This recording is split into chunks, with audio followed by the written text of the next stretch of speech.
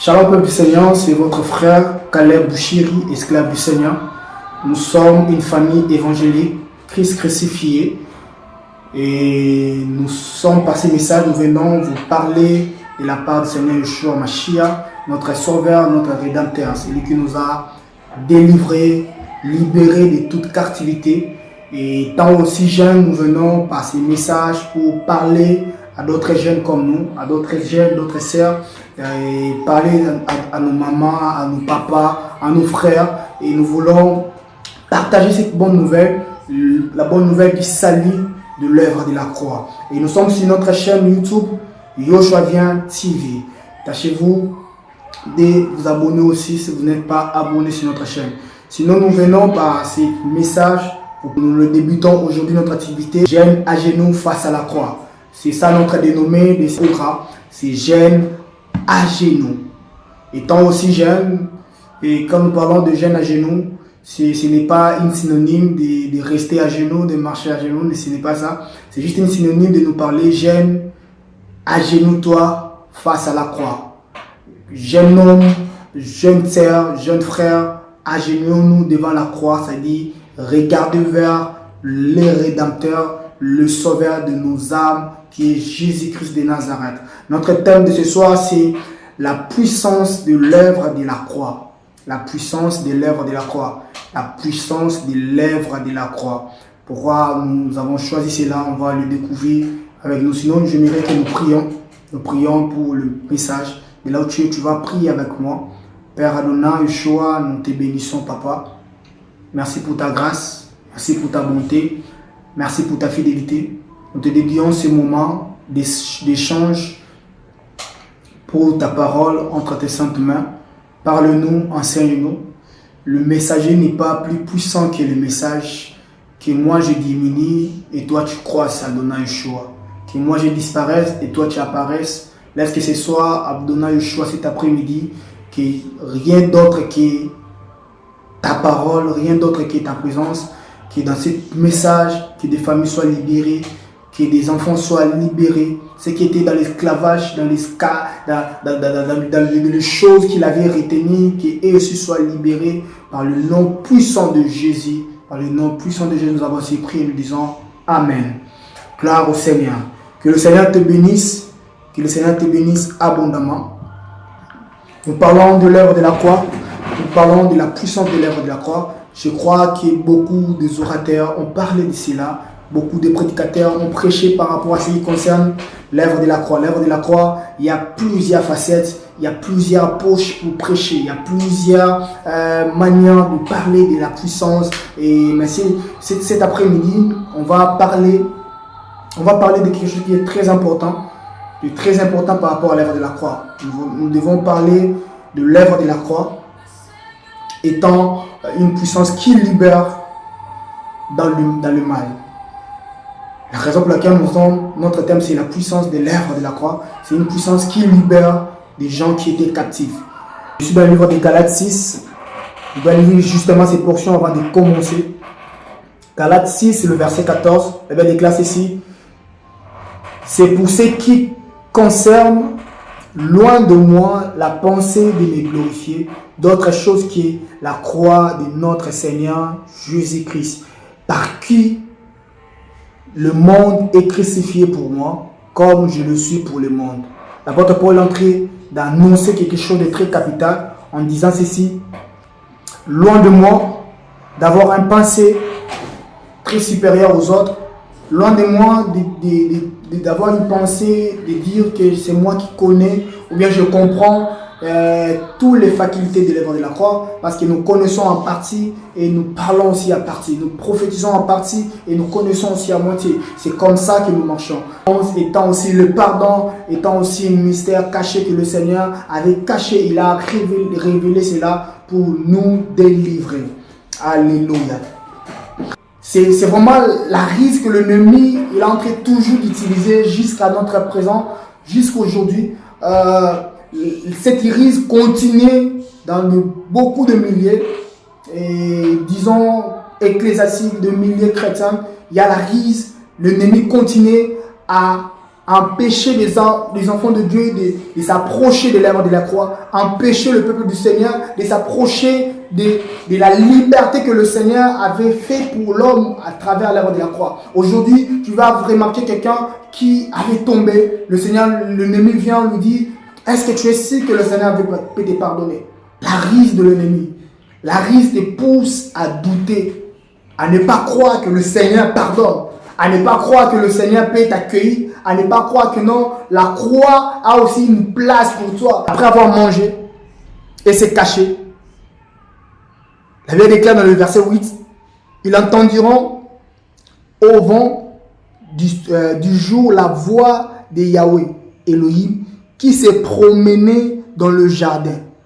Et l'être humain et sa femme s'est caché face à Yahweh, Elohim, au milieu de l'arbre du jardin. Et Yahweh appela Adam et dit, où es-tu, Adam? C'est ça la première question que le Seigneur avait posée en demandant, où es-tu, Adam?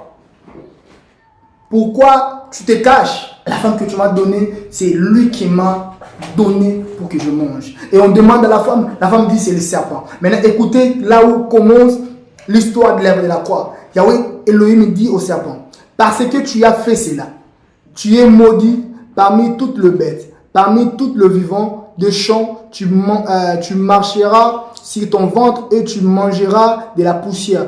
Tous les jours, je mettrai inimitié entre toi et entre la postérité et sa postérité. Il écrasera la tête et lui, il écrasera les talons. C'est par là que le mystère caché de l'œuvre de la croix commence.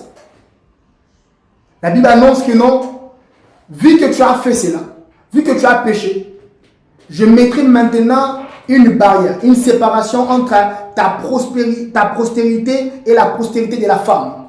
Celle-ci va vous mordre du talon. C'est-à-dire, ils auront cette capacité de te mordre, mais toi, tu auras la capacité de le vaincre, de l'écraser. De l'écraser à la croix de Golgotha. Toi, tu auras cette capacité-là. C'est ça ce qu'on appelle le mystère caché de l'œuvre de la croix. Ça a commencé par ici. L'œuvre de la croix sauve encore, délivre encore, libère encore. Nous aussi, on était des captifs. Nous aussi, on était enfermés. Mais aujourd'hui, le Seigneur nous a libérés. Il peut le faire aussi pour toi. Il peut le faire pour toi. Il peut le faire pour toi. Toi qui n'as jamais accepté le Seigneur, je veux que nous prions avec toi. Je vais prier avec toi de là où tu es. Toi qui aussi, tu n'as pas encore été... tu étais dans la course avec le Seigneur, tu as abandonné l'œuvre de la croix, tu as abandonné la vie du Seigneur, tu as perdu le zèle, tu as perdu la vie de prière, la vie de méditation. J'aimerais aussi que nous prions avec toi. On va prier avec toi. Toi qui veux accepter le Seigneur, nous prions avec toi. On ne va pas faire la prière comme des religieux, mais j'aimerais que toi-même tu commences à prier de là où tu es. Tu te répands de tes péchés. Tu dis, Seigneur, accorde-moi le salut. Accorde-moi le salut. Accorde-moi le salut. On a prié avec toi. Père Adonai Elohim Yeshua. C'était à cause de l'œuvre de la croix que nous sommes sauvés.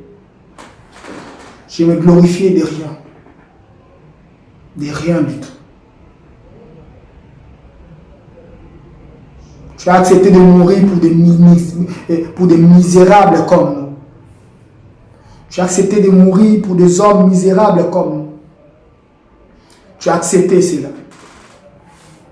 Tu as accepté de mourir. Père, accorde le salut à tous ceux qui le veulent, le salut. Shama.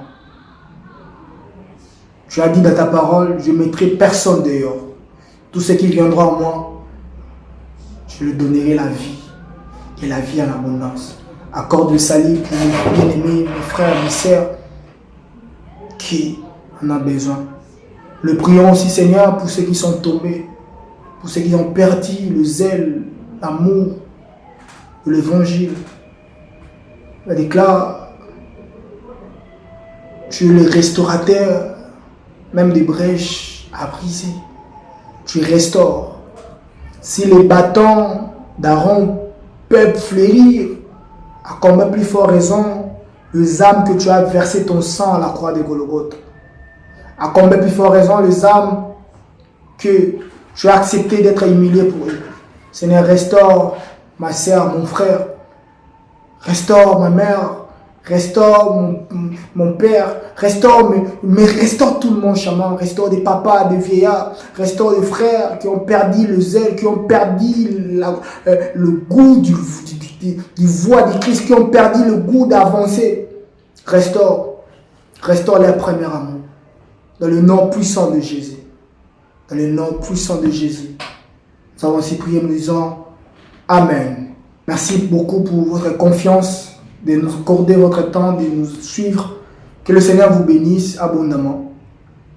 Que le Seigneur vous bénisse. Si tu as une suggestion, tu as une question à poser, n'hésitez pas à nous écrire à notre numéro qui est affiché au bas de nos écrans. Écris-nous une inbox. Si tu as besoin de prière, écris-nous.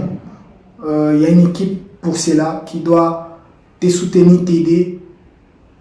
Et si aussi tu as besoin d'une église locale le plus proche, écris-nous, nous pouvons vous orienter aussi de là où vous pouvez aller prier.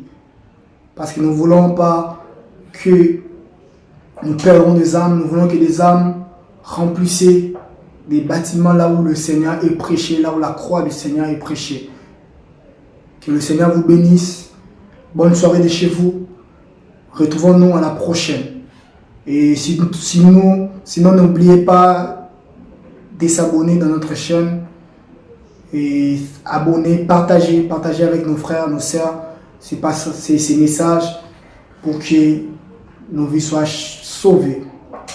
Pour que nos familles soient délivrées. Pour que nos familles soient libérées. Ciao.